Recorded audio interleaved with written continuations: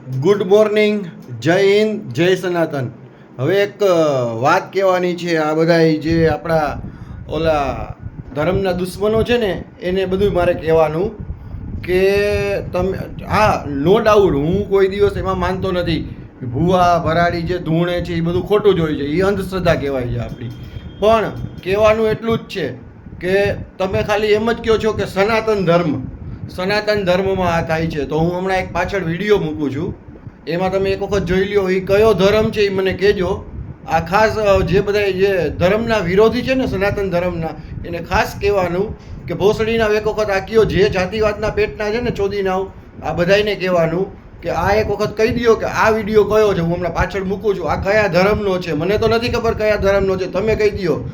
આ લોકોમાં એક નાગી બાયુની મૂર્તિઓ છે. નાગી બાયુ ખોળામાં બેસાડેલી મૂર્તિ છે.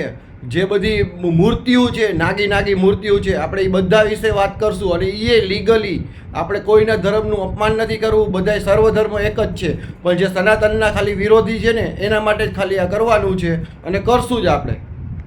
અને એક બીજું ભાઈઓ ખાસ એક વાત છે આપણા સનાતન ધર્મની કે એ લોકોએ ઘણા બધા આપણા સનાતન ધર્મના ચોપડાને એ બધું ખોલી લીધું છે. હવે આપણે પણ સાંજે થોડાક આપણે બુદ્ધ ચોપડા ખોલશું અને જે સત્ય લખ્યું છે એ લોકોમાં, જેમ એ લોકોએ સત્ય વર્ણન કર્યું છે એમ આપણે પણ સત્ય વર્ણન કરશું. બધું એકદમ વ્યવસ્થિત. જેમ એ લોકો આપણને માની લ્યો કે તમારી ગીતામાં આ લખ્યું છે, તમારા મહાભારતમાં આ લખ્યું છે, તમારા આમાં આ લખ્યું છે, તો કાંઈ વાંધો નહીં, નો ડાઉટ, ચલો લખ્યું છે, આપણે માની લીધું છે.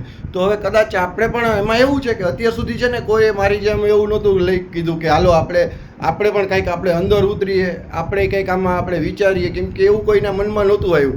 પણ હવે તો શું છે કે બધું થશે, કેમ કે તમે કરો છો તો અમારો શું વાંક છે ભાઈ. હવે આમાં બીજા બધાને મારે કહેવાનું કે જે અમારો ધર્મ કરીને આવે ને મને ફોન કરવા માટે, એ બધાને ખાસ કહેવાનું કે જે મને કોઈ બી ફોન કરવા આવે ને પહેલાં તમે તમારું સુધારો. અમારા સનાતન ધર્મના ચોપડા ખુલ્યા છે, અમારું અપમાન થયું છે.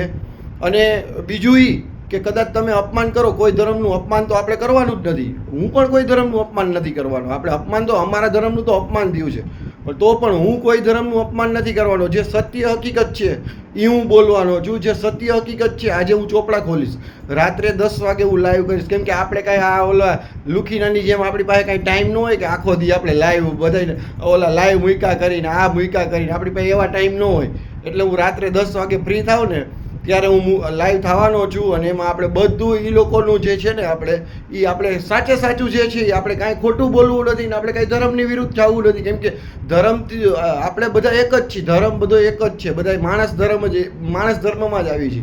પણ અમુક લોકો જે સનાતન ધર્મને બદનામ કરવા નીકળ્યા છે ને એના માટે ખાસ આપણે આ કરવાનું છે અને એ કરશું જ આપણે. આ 100%ની વાત છે. મને કોઈ સાથ આપે કે ન આપે, હું આ કરીશ. જય હિન્દ, જય સનાતન. હું પાછળ વિડીયો મૂકું છું, જોઈ લેજો. અને રાત્રે 10 વાગે ભૂલતા નહીં લાઈવમાં.